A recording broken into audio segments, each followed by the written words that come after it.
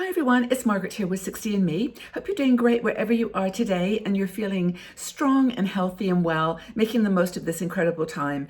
One topic I want to talk to you about is probably going to be on the mind of several people as we approach the new year and these infamous resolutions that we give ourselves. I think most people in our community, based on feedback that I've heard, would like to stay strong and healthy and as a priority, and lots would like to lose a little weight. Through the last couple of years of lockdown, we've been experimenting with all kinds of amazing foods and just eating comfort food. It's been a very stressful time, so we've got to be a couple of pounds that we'd like to lose or more. And I've got an article that may give you some inspiration, and myself included. It's by one of our bloggers, Sherry Broder, wrote this article, 10 silly stories that we tell ourselves that prevent us from losing weight after 60. And this actually isn't really specifically after 60, it's just in general. These are the stories that we tell ourselves that, that prevent us from overeating, which as we progress through this conversation, we'll see is the key to the whole thing. But anyway, I'm not preaching. I'm on this same journey with you, and maybe we'll learn together. Anyway, the first thing, of course, is I love food way too much to give it up. I just love eating. Well, of course, it's a primal urge. We need to eat, and that's that food that we want to consume is kind of mapped to our eating habits and what we've grown up with. And of course, eating is a natural desire. But if you look at chefs, a lot of chefs, who love food and they've made it their career, they actually aren't overweight because they know that food is not just for pleasure and enjoyment, but also to keep you healthy and strong. So that's the first thing. It isn't a love of food that makes you overweight. It's overeating that food. And that's, it's such a simple thing. And people are probably going, well, okay, Margaret, well, we know that one. What's the second one? And you'll probably know this one too. Second silly story we tell ourselves is that, I have to clean my plate. Wasting food is not a good thing. Now, I've tried really hard with my grandchildren to not say this. Eat all your food. There's children in China and around the world are starving, and we've got to eat all our food. We're so fortunate here. And, kind of forcing kids to think that, there's something wrong with not eating everything on their plate. When they're done, they're done. The children know they pretty much will not overeat. And, maybe we need to pick up some of those tips as well. But teaching gratitude is one thing. Let's be grateful for this food and eat as much as you can, because, it's been prepared for you with love and it's good food, it's nourishing. But that whole idea that you've got to eat to clean your plate. I know as a mom, when I had, my children were young, I would always clean the plates. I would nibble what was on their plates as well, because it just felt like I shouldn't be wasting this food. And so that's the second story.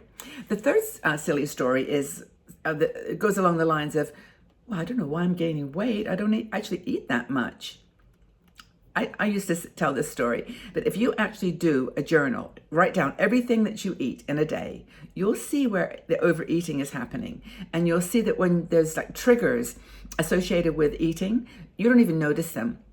They're so unconscious that you don't even notice them. So the secret is to only eat until you're full, or maybe just a little bit under full. Eat and enjoy, and then when you're just getting a little bit full, stop. That's the secret. And back to the point of I eat too much. I don't eat very much at all. You probably find that you do. So do a little journal. Do it for a couple of days and see. And just watch what you're snacking on between meals and the types of things. Sometimes we don't even realize how many, it's not so much calories, but the nutrient poor food that we eat. Things that we like, a cookie, or even some of those power bars and those snacky bars that are meant to be healthy for you. They're not.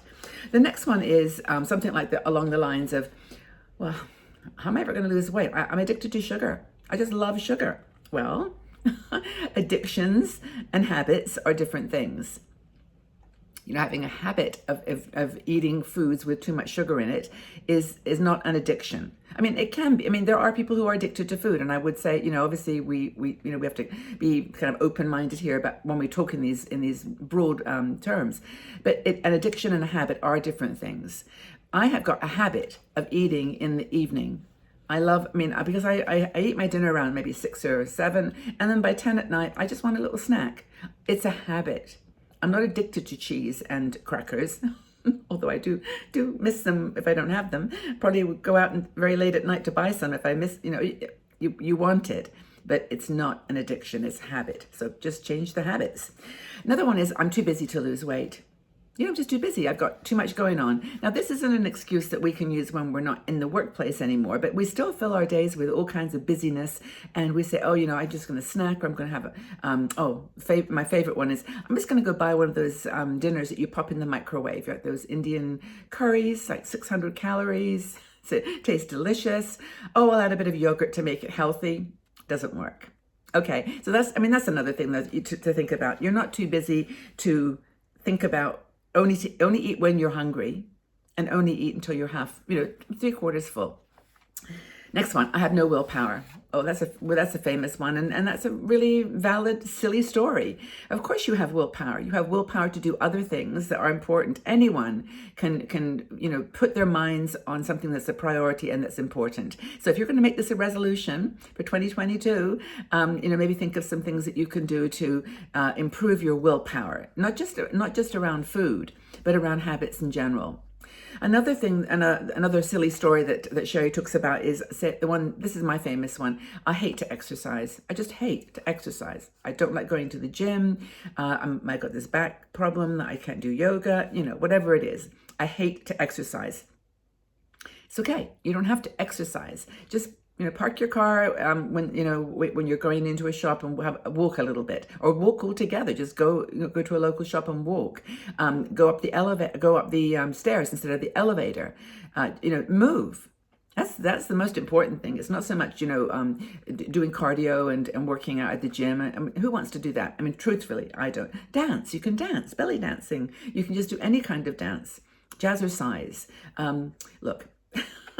No one's watching, right? Just turn the music on, put your headphones on, and dance around the room. It doesn't matter. I don't think anybody's got their binoculars looking through the window at you dancing by yourself. It's a good exercise. It's really good. Another one that people say, it's another silly story, is around the idea of, my metabolism has completely dropped down. I just can't process food the way anymore. I'm too old. I'm too old to lose weight. That's a famous one. I'm too old to anything. You aren't too old to anything. You just, it's in your head. But that thing about I'm too old to lose weight because my metabolism, it's not really true. It's just what you eat, the kinds of foods you eat, those nutrient-rich foods, and just, they're there for you now. We've got such incredible shops that you can buy healthy food, and it doesn't have to be expensive. Kale, I know kale isn't that, kale actually is very good if you bake it in the oven, like crispy kale. It's really healthy and it's delicious. Put a bit of olive oil on there. Margaret, the chef, says. But the thing is, you can make these really healthy foods taste great, and that's so it's not just the I'm too old to lose weight. It's just the choosing of the food that you are eating, and sometimes that's another excuse. Metabolism is it's genetic. That's another one that a lot of people use. It's in my family. Everybody in my family is a little overweight. It's not the food, it's not the habit of eating that's the problem in your family. You may always, have a big, Italian meal with pasta and lots of toppings, or you might have a big Thanksgiving dinner. It's not the actual eating of the food, it's the foods, it's specific foods. Healthy lifestyle can counteract all kinds of genetic tendencies. And there are some people, I know that there are some illnesses which are related to gaining weight that are genetic, but it's a very small number. I think it's like 1% of the population, according to Sherry's article. Healthy lifestyle can counteract all of that.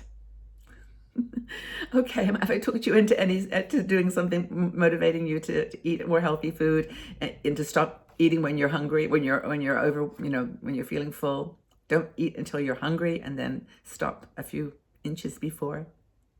I'm listening for this for myself as well, and I appreciate Sherry's attempt to kind of tell us these 10 silly stories that we tell ourselves. If you're overweight, what do you think you could do to change in your life in order to lose a little bit of weight? Of all the things that we talked about, is one of these stories your story? And if it is, what do you think you could do to change it, change the story? Leave your comments in the section below. And if this is something that you've enjoyed listening to, please subscribe to our channel. We do all kinds of videos. I do 4 videos a week, and we also have our bloggers, some of our bloggers now doing videos on different topics. And so we're on YouTube, we're here. We'd love to have you join us. So just subscribe and press the notification bell. And of course, if you want to join any of our supporters groups, there's a Patreon group, you're more than welcome to join. And we have a great community of women there helping each other with just these kinds of things. So I hope that you have a fabulous day wherever you are. Thank you again for all your wonderful support of 60 and Me. We're on this aging journey together, and it is fun. Staying healthy and strong and at the right weight is super important, and we're here to help each other. Take good care, everyone. Have a fabulous day wherever you are. Stay strong and well, and I love you so much. I really do appreciate you in my life. Thank you again. Bye-bye for now.